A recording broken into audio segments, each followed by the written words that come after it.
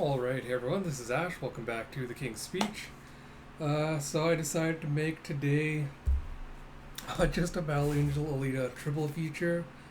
So we're going to cover, because I finished covering the last half of the Volume 5 Omnibus that covered Volume 16. So I figured we'll also do Volume 17 today as well. So I'm not going to do the huge big input up in the beginning like I did in the other two, so we're going to dive straight into it with Battle Angel Alita Last Order, Volume 17. As we get to Chapter 100,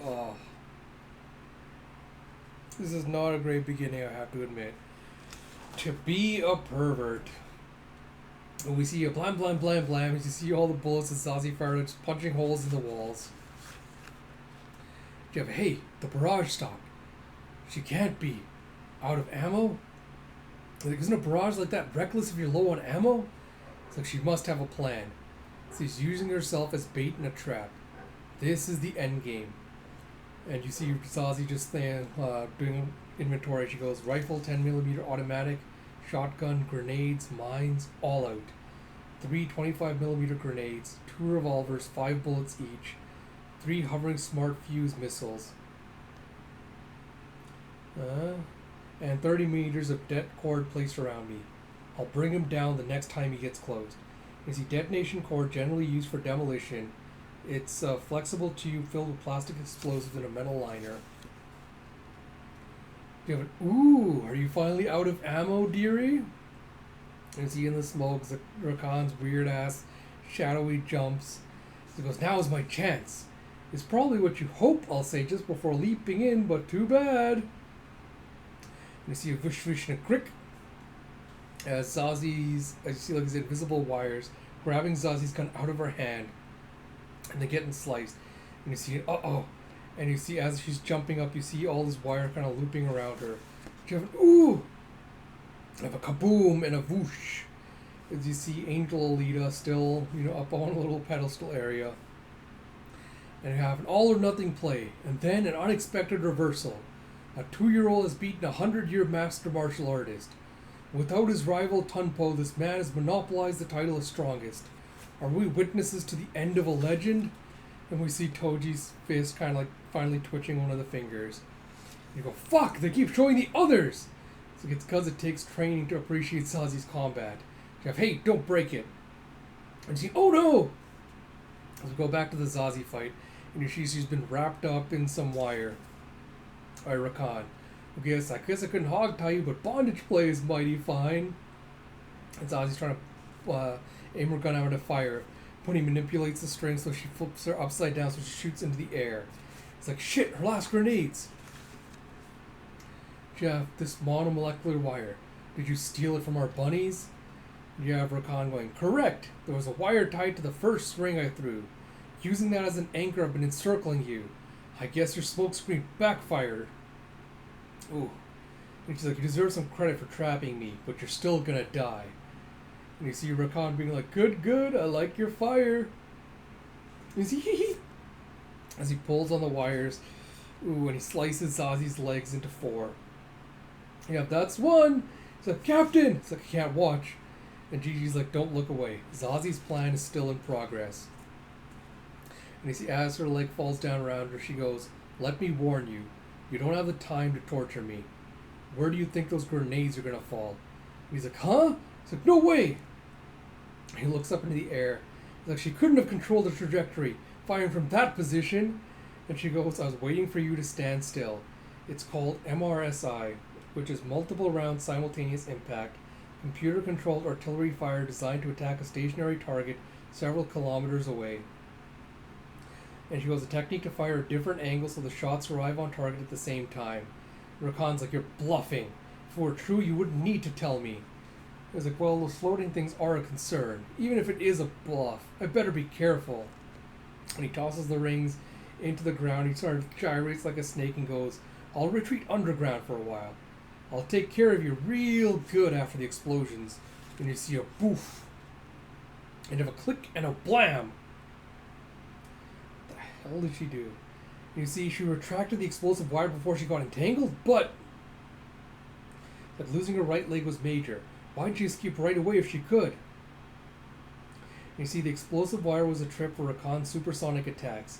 It was no longer needed when he went underground. There was only one way to attack Rakan there.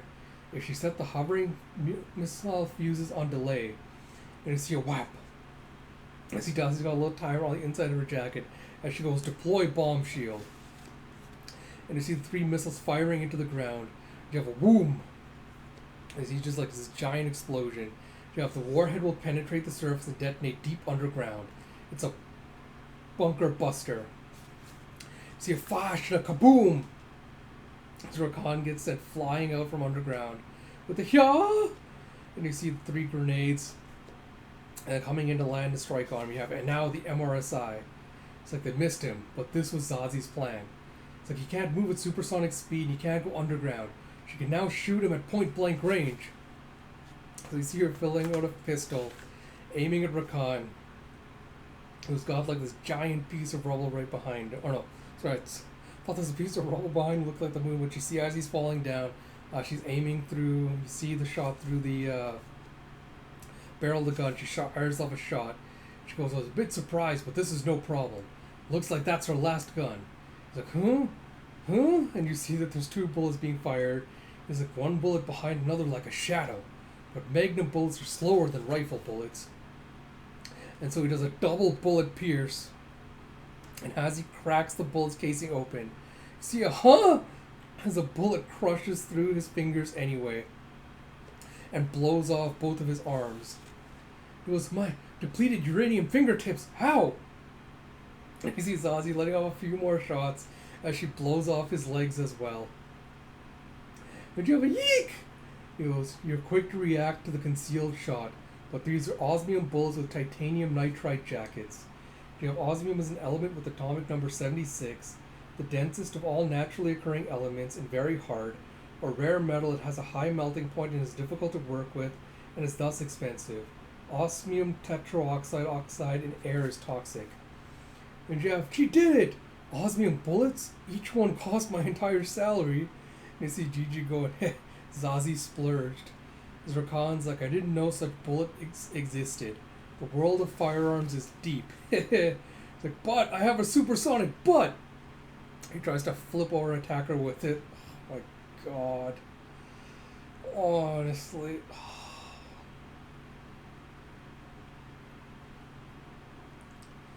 Zazie just slams her gun right into his butthole and goes, yes, these bullets are too expensive for pervs.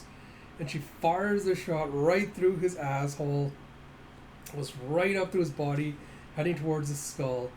As Rakan's like, it's my first time doing anal. As the bullet goes up through his head, explodes his brains out. And you have, whoa! The battle of Zazie versus Rakan has come to a conclusion. A pervert is the corrupted carcass of a man's dreams. Rakan, who committed so many violent crimes, has finally succumbed to Martian warrior Zazie's bullets. You see Zazie going, 1 bullet left. I didn't think I would have this much trouble. And you see, where did he go? He disappeared so suddenly. And you see as Rakan's son going, Mom, Father's finally at peace. As we get to chapter 101, awaited with eager anticipation. And you see his title as Karate Master was well deserved. You see like Zek covering his eye to stop the leak. Zeka's ignition blow hardened Zex's side into palmite and cracked it. How many ignition blows has he taken?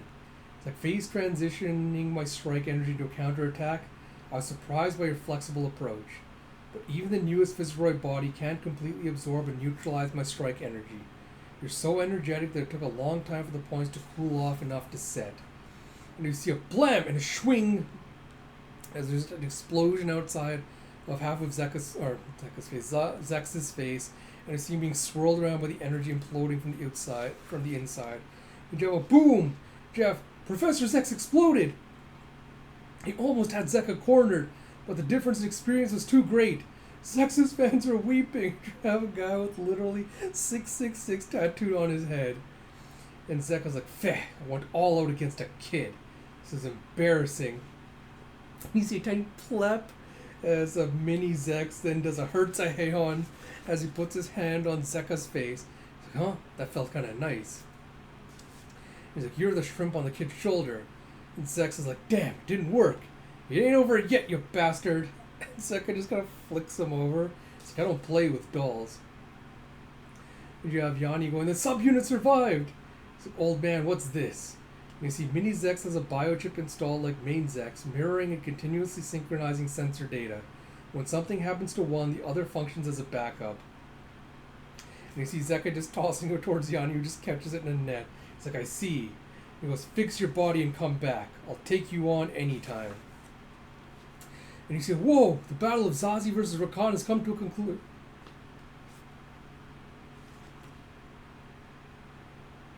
Why are they repeating this again? I just want to make sure I'm not like imagining something this was a repeat. I'm not having like some weird deja vu. Yeah, I don't know. I see. Rakan, who committed so many violent crimes, finally succumbed. The Space Angels and the Space Karate Forces are dead even with one loss each. But compared to Zeka, Zazie is effectively incapacitated. The Space Angels may be at a slight disadvantage. Swear to God, I'm having like a sense of deja vu. You see Alita go, meanwhile, Alita and Toji are still at a deadlock. Are the two masters in the middle of a mental battle? And you see Alita going, I reconstructed my body by borrowing energy from Jupiter through the wormhole core. Optimization is still about 60%. I can't tell how much I'll be able to move until I try. And what's with these things? They're so annoying. But the biggest problem is, I can't decide on design for my clothes. Some part of the Imagino's body seems to be unconsciously formed while others are under my control. I didn't have to put so much thought into it last time. It's like, this guy, why hasn't he moved? Could it be he's sleeping? And you see with the foom, she just launches herself off and goes flying. As you have, something's happened! And you see he's fast as Toji lashes out with a kick. And you see blam, blam, blam, blam. Here's the replay. The slight movement of the hand creates a shockwave, and he rides it with a flying kick. Truly a vacuum kick. It's like, it could be my imagination, but Toji's moves seem different. So it looks like Toji sent himself flying with a kick and destroyed Alita's little tower that she had built. And you see, they say a boy's return should be awaited with eager anticipation for after 3 days away. He will have grown into a man. All this in less than an hour? What happened to Toji? And you see Alita going, I couldn't read his chi. His physical speed hasn't changed where it delayed my reaction. Besides, how dare he attack me when I'm still trying to decide what to do with my clothes? It makes me mad. He's like, mad! And you see Toji kind of getting closer to her as Alita's like, mad! And you see them both just exchanging blows with each other. And you see Toji just kind of casually deflecting all of them. And he strikes at her with the fist, which Alita kind of vaults over and tries to kick towards his face. And he does like a side block with it. And sends her flying back. She goes, he blocked my Auserstoss. And you see his body starting to crumble apart. Toji overwhelms Alita in close combat. Toji's long-range attacks, utilizing his size and power, are effective against 90% of his enemies. But they've been increasingly ineffective against larger opponents like Anomaly and advanced martial artists like Alita. The prototype of super electromagnetic karate is said to have excelled at close-range combat. Perhaps he's gone back to his roots, as it were. And you see, from strength to gentleness, from emptiness to substance, endless change is the ideal form of karate. And you have Transmigration Fist. And you have a giant boom. Ooh, and Alita's managed to slice off one of Toji's hands. You have Alita's wings are smashed. And she grab one of the blades in her mouth and then to slice off one of Toji's arms. And you see Boom, and she comes back for a round 2 and he tries to put up one of his arms to block, and she slices through with the blade. And then does a shaped charge kick. As we get to chapter 103, to the last big gun. You have a kablam! So magnificent, so thorough. It's like, this is the ancient martial style Panzerkunst. And you see Alita coming for a landing as Toji's knocked onto his back.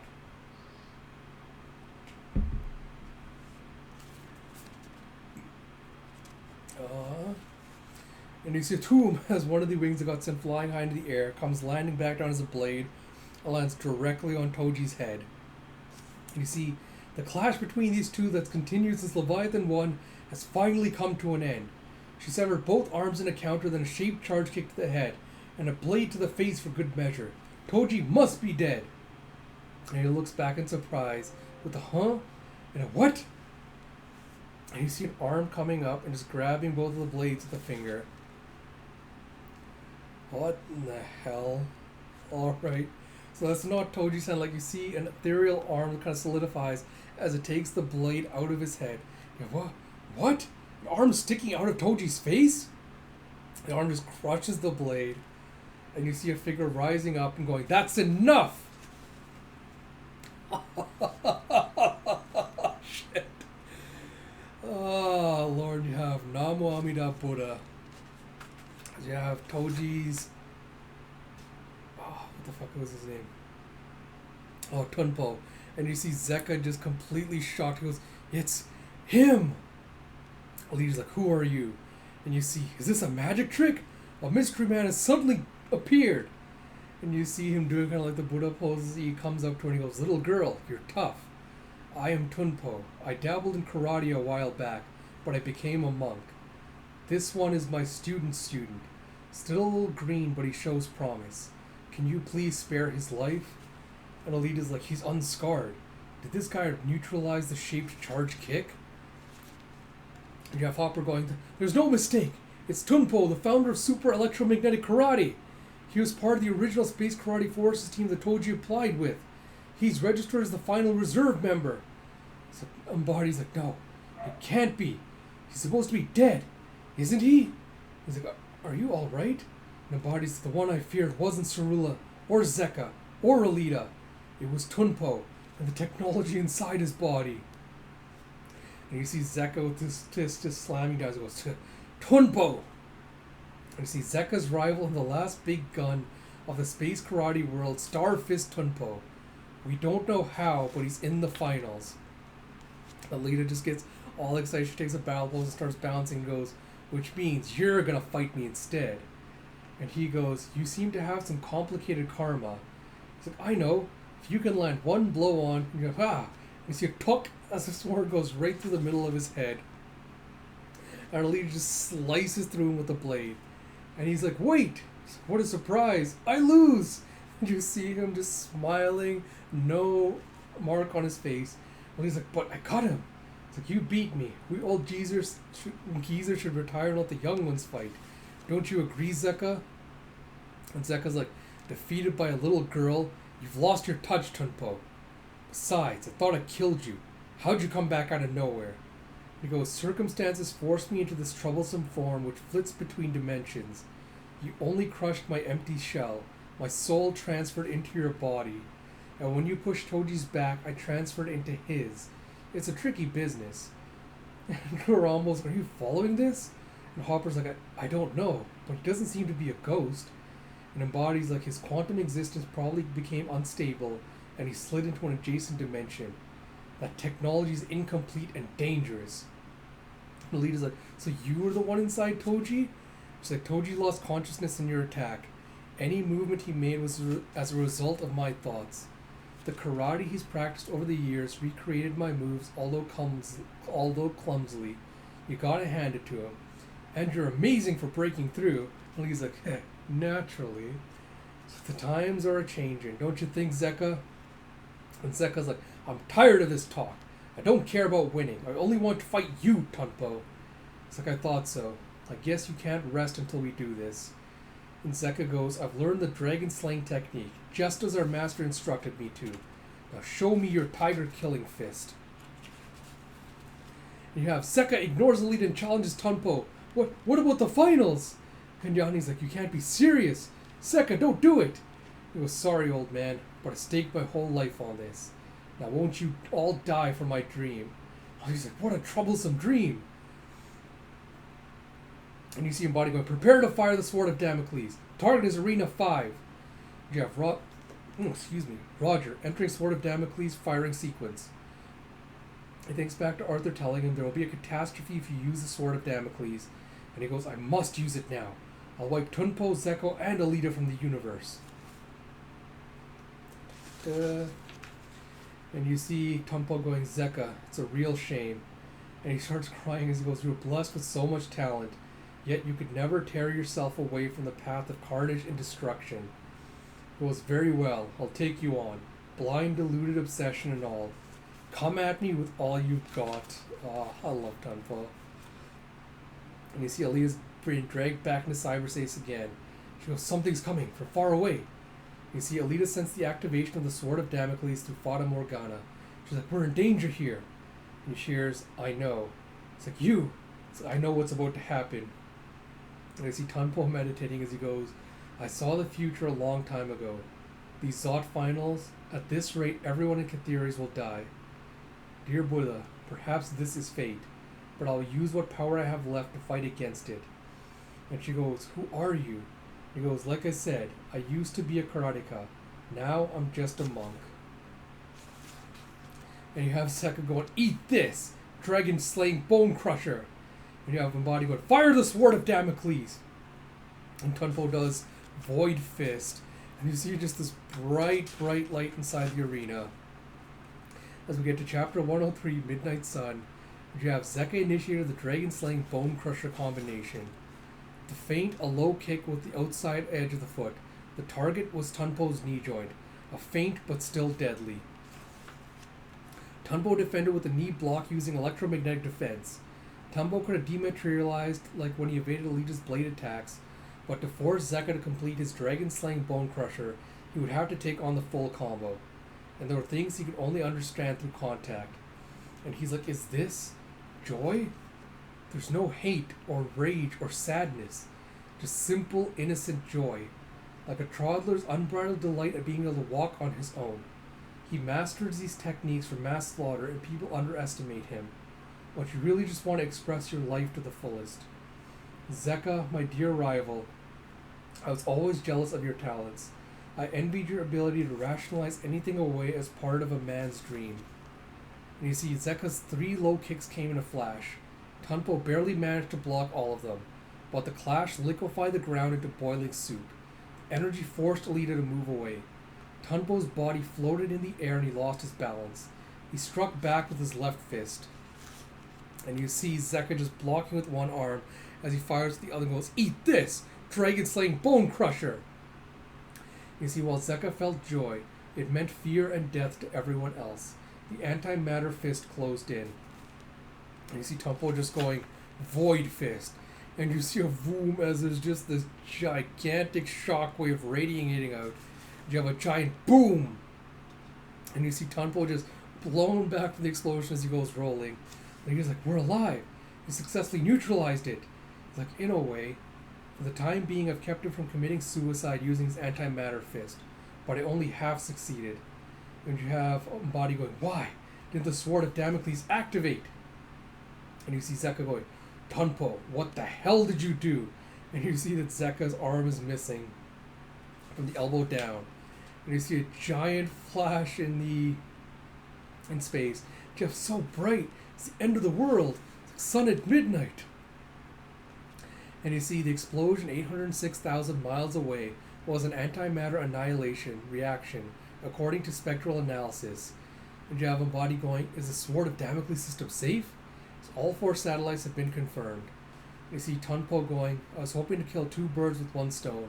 Hit one of the satellites with Zeka's antimatter. But Zeka was too fast and I got the timing off by 1,000th of a second. Due to the spatial distortion caused by the gravitational wave, the irradiation tetra formation was 1/10 arc second off and the heat spot failed to form. You have Embody going, recheck the system. Take the spatial distortion into account and restart the sequence. You have Roger. You have the D-Ripper inside Tunpo's body was built by Dr. Messfield, one of the Teferian genius scientists born out of the Gene Project. It was built to prove the D-theory, one of the theories of everything. The theory of everything is a theory that explains everything from the beginning of the universe into the future. D-theory ambitiously attempts to describe physical space, time, and phenomenal consciousness in a unified theory. But it possessed such singular properties it was erased from official scientific history. They once hoped it would be an inexhaustible source of free energy, but for some reason it responded to the consciousness of the people around it, changing its effects and putting them into an altered state. The altered state is consciousness enters an abnormal state accompanied by a sense of unity with the universe, hallucinations and changes in values, brought about by meditation, religious experience, and or drug use. Research on it couldn't be conducted without a calm mental state. Later research estimated that the D-Ripper could destroy the fabric of time and space. If the D-Ripper functions as theorized, nobody will be able to kill Tunpo. We cannot have an individual with godlike powers. And you see Tunpo just putting out his fist as he goes, all is vanity, form is emptiness. This extinguishes all attacks into nothingness. The Void Fist. And Zeka asks, so that is your tiger-killing fist? And he goes, there was no way I could ever beat Zeka, genius brawler, no matter how hard I tried. So I thought and changed my approach. As expected, you developed an ultimate killer move, the dragon-slaying bone crusher, an antimatter fist. I would probably have to wait more than a millennium to discover another move that fearsome. So I went for a diametrically opposite approach, a merciful karate without fighting, a literally empty hand. And Zeka's like, sounds sneaky, there's no karate without fighting. And Tunpo goes, this is the answer I found for myself. I don't intend to impose it on anyone else. What is karate? Karateka need to suspend their lives tackling this great mystery. It's a pity, Zeka. If you'd broadened your horizons a bit more, you would have realized that the dragon you needed to slay wasn't me, but war and the oppressive social system, the suffering inherent in human existence and karma itself. And you have enough pontificating. I'm only interested in what I can punch with this fist. And he lashes out with this other one, and Tunpo just long dodges underneath and slams him with the palm. He says, no fighting my ass. That hurt, you son of a bitch. Tunpo goes, there are two sides to everything. Sorry, but I'm going to quit while I'm ahead. This is the last of our repeated battles. Our respective pupils can carry on for us. It's like, you idiot, I don't. And you see, what the hell? You see him just kind of phasing out of existence as Tunpo goes, Void Fist. Farewell, my friend. And you see, rah!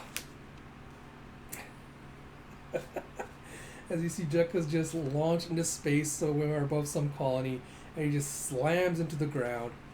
And he goes, I don't take on students. You wouldn't let me finish, damn it.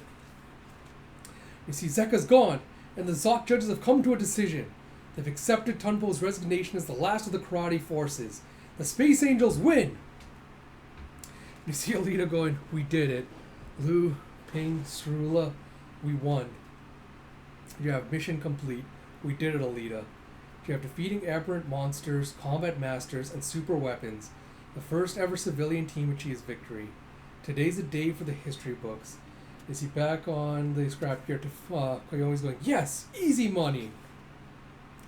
And you see him body going, sadly, an accidental explosion killed the entire team, ending the competition in a no contest. That's how my script ends. And Alita's like, now, to get out of the arena alive. Can we count on you, Mr. Beetle? Tunpo goes, leave it to me, is what I'd love to tell you, but I have my doubts. It's an invisible energy attack from a great distance. I don't know if I can block it all. And you see, Sword of Damocles recharge complete. System checks all clear. Begin Sword of Damocles firing sequence. Oh boy, we have chapter 104, Heroes of History. Do you have Mr. Embody? Is he the ladder chairman Yannick, who's like, isn't that going too far? He's like, oh, did you say something, Chairman? He's like, I understand their victory was embarrassing for the major governments, but they fought well. Frankly, I was moved. And you see Embody narrowing his eyes as he goes, what's going on? The unanimous system keeps the thoughts of the people of Katherians in check. He shouldn't be able to defy me. And you see, to make it look like an accident and nullify their victory, it just wouldn't be fair. Oh, did you see? This is all being broadcast out to the audience. As Garam was like, this isn't combat TV footage. It's surveillance footage from the VIP seats. And Hopper's like, nullify their victory. How shameless. And you see Alita going, unexpected ally. Tunpo was like, yeah. It's like, we should escape now. He's like, no. It could endanger the spectators. We gotta finish this here. And you see the VIP footage was shown on all Katheri's monitors. It's like, the Captain and Body I would know wouldn't do something like that. It's like, huh? Are we supposed to be seeing this? Like, the chairman's right. This is just dirty. Jeff, this was decided in the emergency ladder meeting the other day. Why didn't you object then? And Yannick's like, I don't know why. It seemed right at the time. And the body's like, there's no mistake. The unanimous system has stopped functioning. He goes, there's no time for debate. Continue with the firing sequence. You have authority acknowledged. Firing sequence suspended. And you have you. He's like, Yannick's like, yeek! He's like, what are you doing? He's like, you were the one who taught me that the people of Katheris have the right to pursue justice and equality. Open your eyes, Mr. Embody. Oh, I need some more water. And see, back onto Furious, Marge goes, what's going on? And Flan Desti goes, it has begun. So do you know something about this, Professor? And he goes, I heard this from the late Portanova. 5 days ago, he made a bet with a man called Pingwu. The Fox virus I made activates under certain conditions, deactivating the unanimous system and leaking surveillance videos. Jeff Portanova went, how futile. Do you seriously believe that deactivating unanimous will free the people of Katheris? Brains with the Peacekeeper installed have been conditioned like Pavlov's dog at the neural level. Even if you open the prison doors, the slaves will not realize the prison even exists. They will not be free. Ping goes, you're right. When I was in Robo-Assil, I deactivated Unanimous several times. Nothing happened. But what if he did something clearly unfair? What if Alita's team wins the Zot and the man tries to crush them? And Marge is like, he anticipated the situation 5 days ago? Ping, an amazing man. And Dusty Flan goes, it's mostly a wish, but it's also becoming reality. Perhaps Flan is revolution. It seems this bet will end with Mr. Ping's victory. See, sadly, they themselves will never know that. And see, on Leviathan 1, Ping is still hooked up to the system. I assume that's supposed to indicate he's probably passed away. And Embodies like, incompetent like you, lecturing me? I'll only say this once. Restart the firing sequence now. And you see he's just starting to... was it Jet? God, why do I forget his name so quickly? Yannick just is like wetting himself. He goes, I refuse under my authority as chairman. I demand justice and equality. Nobody just kind of grabs him and just flips him out of the chair. At the thud, you have, you piece of... Only one man is allowed to define justice. Me, Trinidad. And you see the unanimous system's been deactivated. I see. The weasel did this. He's like, how dare he? And you see, and then surrounded by the military forces, they go, Director Embody, you are under arrest for the murder of Chairman Yannick on suspicion of treason against Ladder. And he goes, insolent fools! And he just crushes all of them. And he glares up with the TV monitors when you see with the boom as it explodes. Jeff, it's gone! It's like, what shocking footage! Has Mr. Embody gone mad? My God, he killed the chairman! This is wrong! Arrest Embody, put him on trial! And you see, it's not over yet. If I can get through this and repair Unanimous, I can alter the facts in any way I choose. I am Trinidad, ruler of the cyber world, and soon the real world will be idealized as well. You see, access certified. Well, Sword of Damocles, fire! And you see this giant boom as it explodes. You see, hang on! It's like, eek! It's like, Master! It's like the arena's melting! Is this the accidental explosion? And you see Tunpo with his void fist just going, stay close to me. He's like, still hanging on, but it's only a matter of time. Output 150%! And you see the area around the arena just starting to disintegrate from the force of the Sword of Damocles. And you see Tunpo's kind of forced to one knee. He's like, is this it? I might have been able to manage, but my right knee and left arm are damaged from Zeka's combo. I spent half my energy reserve using Void Fist twice. And Alita just taps him on the shoulder and goes, I'll lend a hand. I don't know how to use the wormhole core inside me, but you might make good use of it. He goes, my thanks. And he locks fingers with her and goes, Karmic Emprise. You see Alita and Tunpo entangled and completed each other's minds and abilities. You see, entanglement is a state where multiple particles or systems are quantum mechanically related. And you see the imaginal cells instantly repaired Tunpo's injuries. Through the wormhole reactor core, Tunpo extracted massive amounts of energy from Jupiter 900 million kilometers away, which is 560 million miles. You have monster! Most interesting. I thought it said monster interesting. They overturn our godly predictions yet again. It was worth making a deal with that cat burglar. You see Jupiter and Jovian Quantum Convergence Observatory going, don't you think, Arthur, envoy of Malachi? And he goes, each of their actions and decisions will change the future. We are merely observers. They are the heroes of history. And you see Tunpo going, form is emptiness, emptiness is form. The void extinguishes all attacks. The opposite is also true. Creating something from nothing, the left fist crushes the demon of desire. Oh, what the hell? And you see warning, detecting increase in mass at target coordinates. And bodies like the space curvature. It can't be! A Schwarzschild surface is forming? You see Schwarzschild surface is an event horizon, the boundary line beyond which gravity is so strong that the escape velocity exceeds the speed of light. And he goes, a black hole! Oh my god. And you see Tunpo just creating a fucking black hole in his fist as he goes, this is the true tiger killing fist. Matter fist. And he just punches into the air, literally breaks the space-time barrier as he straight punches right into the Sword of Damocles itself. As we get to Chapter 105, Emergency Program Phase, you have the black hole unleashed by Tunpo consumed one of the attack satellites comprising the Sword of Damocles. The intense gravitational pull flung the matter into an accretion disk, which erupted into a high-energy relativistic jet similar to a quasar. So you see quasar is a quasi-stellar radio source.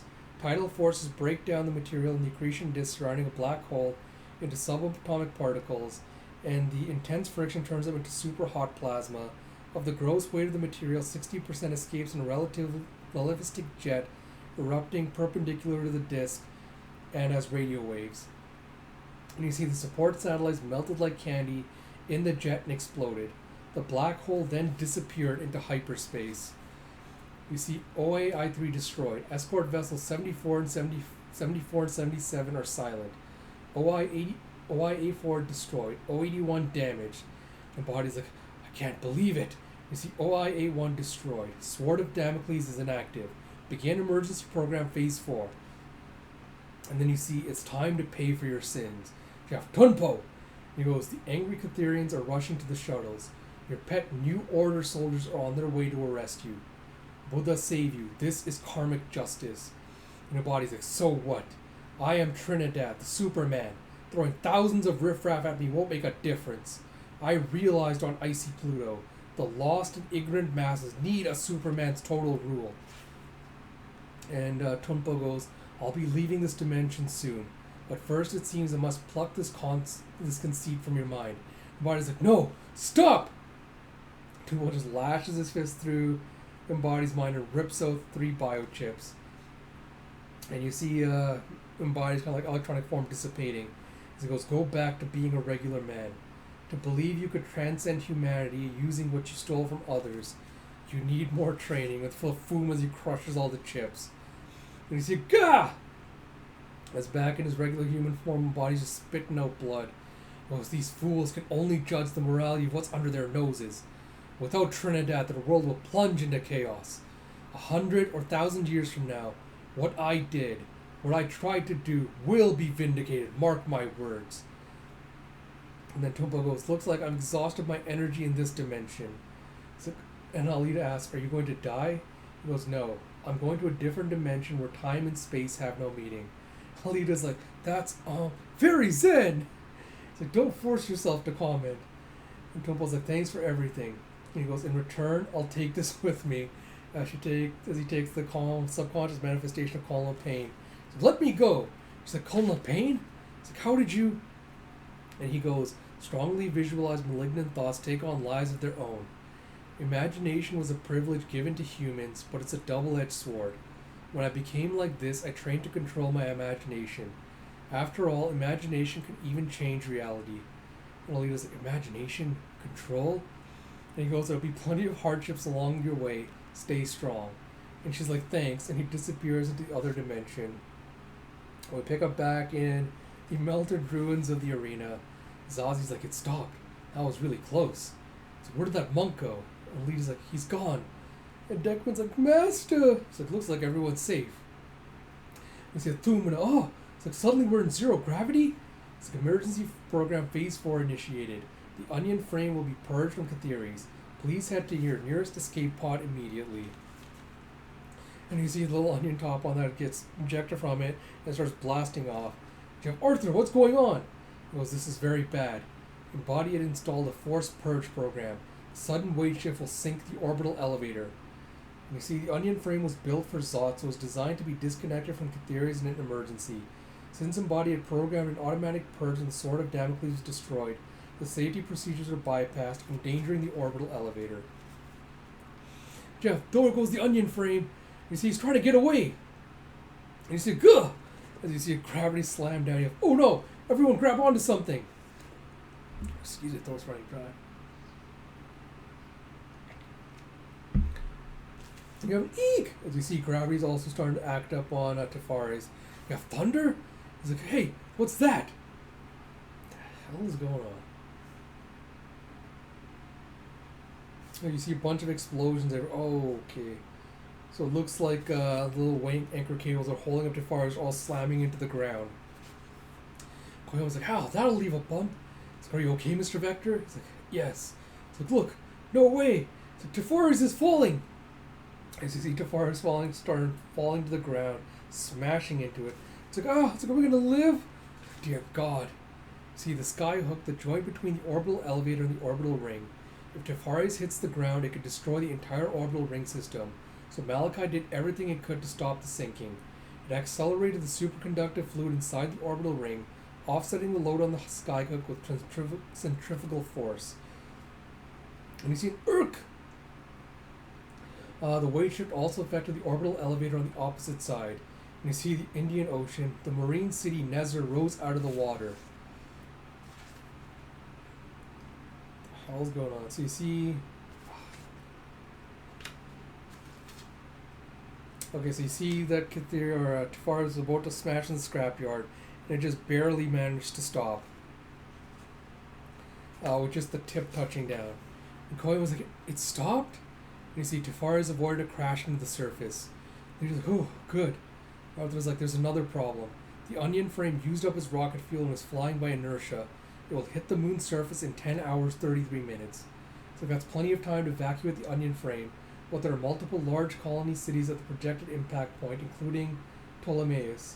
It is impossible to transport the entire population, and it will be difficult to destroy the onion frame now without the Sword of Damocles. With Unanimous deactivated and Embody removed from power, the government is in chaos. We can't expect swift action. So Malachi has a request for you, Alita. Please save the lunar cities. They say boot boot boot boot as Embody just slamming down on the faces of the guards were sent to his forces that were trying to arrest him. As he's huffing away as he's picked up a gun. He goes, I won't let it end like this. I will escape in this chaos and make my return. Oh yes. He's like, oh, as he's floating down this corridor, you see someone standing off to the side. I know who this is. He pulls up his gun for a shot, and he says, swish. And someone goes flying by him, and he goes, you, Cerula! As she just goes, as you see die written in the glass or whatever is there, I assume. And she goes flying by him, she cuts up his face in little cubes. Yeah, so she wrote die into the glass, so he goes slamming into it as she cut open his face, and his body gets flung into space. And she goes, our debt is repaid. Cerula sang We Vilma, Battle Angel of the Last Order 17, and oh, that was a kick-ass ending. Alright, so again, not too much to say with regards to this volume, just because I was just a lot of plot progression, a lot of exposition dumps. I will say I'm a little mixed on the semi-Tunpo Deus Ex Machina. The full reason I'm saying it's not a complete out of nowhere is like it was hinted at, that there was some spiritual element to, his disappearance and like what was happening with Toji and everything else. But I'm not sure if I'm a big fan of him having played such a direct role in the events, with the Void Fist and everything, kind of almost providing a cop out for, saving everyone with the Sword of Damocles and stuff. On the one hand, like, it's a little bit forgivable because the way this was set up, I feel like, there had to be some kind of, I don't want to call it an ass pull mechanic, but like an ass pull mechanic to kind of get rid of the immediate danger. But I'm a little bit disappointed it wasn't executed a little bit better, and I'm a little bit disappointed that that was kind of the end of Toji's little narrative and arc. Like Tunpo kind of took over and did his thing for it. So yeah, I'm gonna have to sit with my thoughts for a while, and I think once I see what the ending is, like how everything gets wrapped up, that might sway me one way or the other. But yeah, as much as I love Tunpo's character and the philosophical elements of it, I'm not really a fan of how shoehorned in that kind of felt into the tournament, kind of giving them a win. But yeah, those complaints aside, it was still entertaining. I'm trying to think of what else happened. Yeah, the other side was entertaining. I'm glad that Cerullo was the one to take out Embody in the end. Again, I feel like it felt a little bit too swift how everything kind of came together and was resolved this chapter. I guess that's better than kind of dragging it out for a longer conclusion that maybe wasn't as satisfying. But yeah, I think as much as I enjoy, I think I have a lot more mixed feelings on this volume overall than more of the recent ones. But depending on how the rest of the volumes plays out and how the rest of the arc stuff is handled and wrapped up, I think that'll kind of sway my mind one way or the other.